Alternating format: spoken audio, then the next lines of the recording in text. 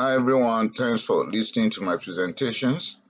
Today I'll be talking about kidney stones prevention. Prevention, they say, is cheaper than cure, but I will advise that you should listen to kidney stone lesson 1 and kidney stone treatment. Then you'll be able to grasp everything that I'll be saying here. Okay, sit back. Let's find out how we can prevent stone formation in the kidney. Thank you. Okay, while talking about prevention of kidney stones, I'll start with family history. It is important to know our family history, particularly if it's running, maybe your mom's side, your dad's side, kidney stone, then find out. If that is the case, then you need to watch out. Then increase the following: increase fluid intake, increase potassium, increase phytate, increase your citrate, increase fiber diet, increase volume of your urine and the frequency, increase physical activities, increase urinary glycoproteins. You have to decrease the following: decrease gut sterilization because you can use Oxalobacter formians to degrade oxalate. Decrease protein intake, but you need to confirm from your physician and your dietitian if you need certain amount of protein for whatever situation you're passing through, and also for growth, development, and wound healing. You need to decrease salt intake and decrease oxalate by decreasing spinach, rhubarb, chocolate, and nuts. Decrease cranberry juice intake, and you have to treat urinary tract infection to prevent struvite stone.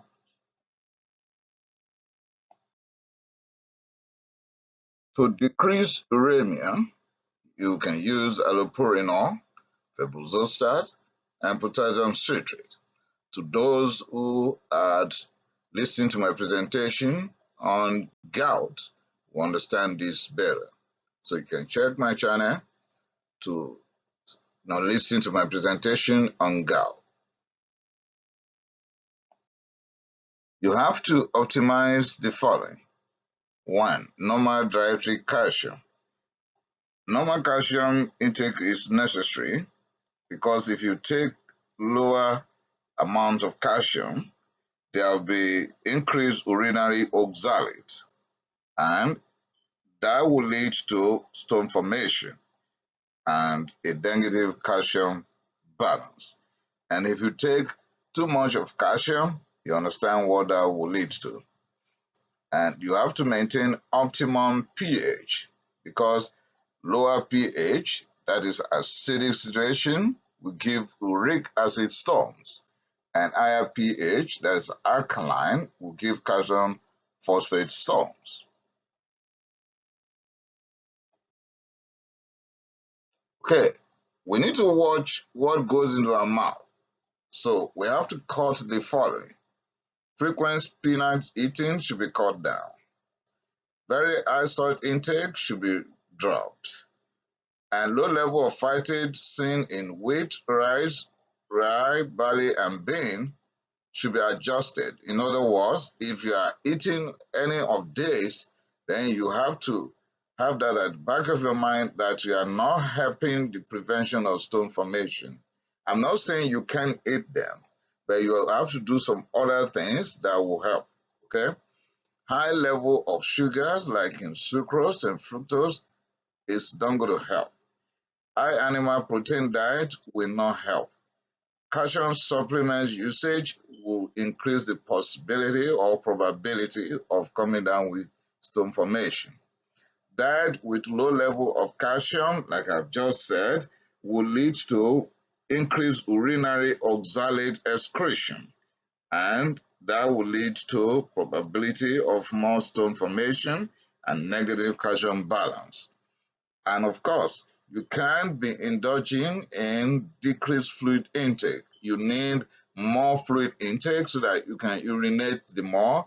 When you prevent stasis, then there'll be less probability of coagulation of the source to form stones. So drink a lot of fluid, excrete a lot, then less room will be created for those stones materials to come together, coagulate, and form kidney stones. You have to treat certain diseases. When you have associated diseases like hyperparathyroidism, let that be brought under control immediately. Diabetes mellitus, cooperate with your physician. Obesity, so you have to exercise and watch your diet.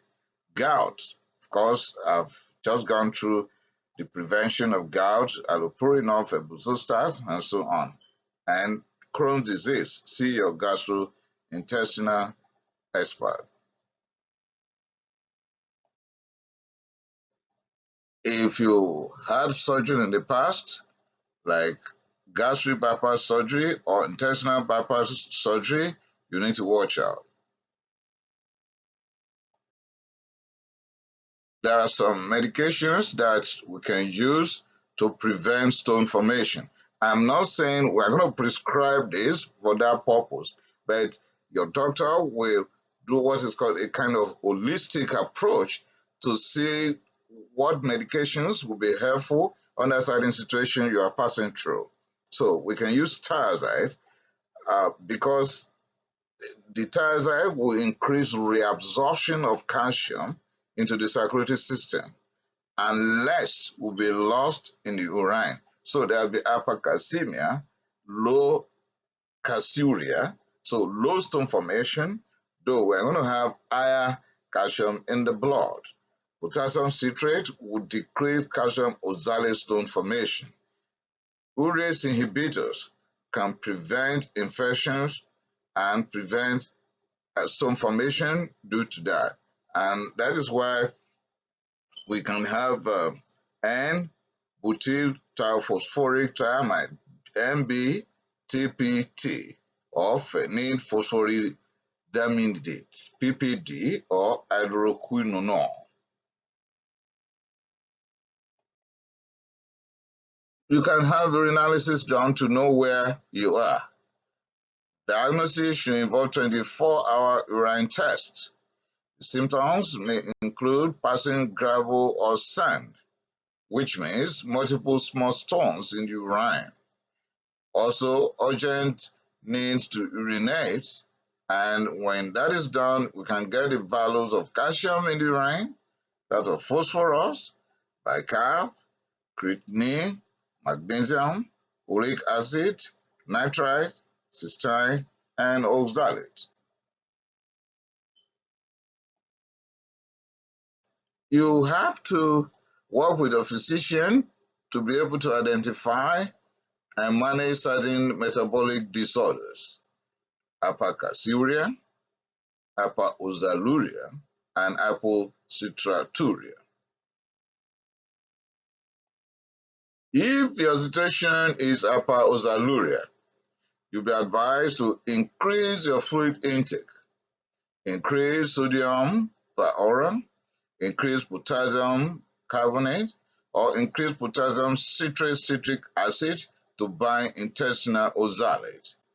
You can be given cholestyramine, magnesium, pyrophosphate, and you will be advised to decrease dietary oxalate. If your situation is hypercalciuria, your physician can increase your thiazide, decrease your calcium intake, and imaging will help by identifying a growing stone and whether this situation is good for treatment or not. If the situation is Hypocitraturia, then there will be assistance for you to get increased citrate excretion with increased potassium citric acid, or they can use potassium bicarbonate. And with that, I've come to the end of stone formation prevention. Prevention is cheaper than cure. So kindly work with a physician, find out your family history, and follow the instructions of your physician and prevent further stone formation if you have been diagnosed with one. But if anybody in your family is already diagnosed with stone formation, practice all these things, work with your physician so that you may not come down with any stone formation. Thanks for listening to my presentations. Kindly remember to subscribe and share. I appreciate it. Thank you.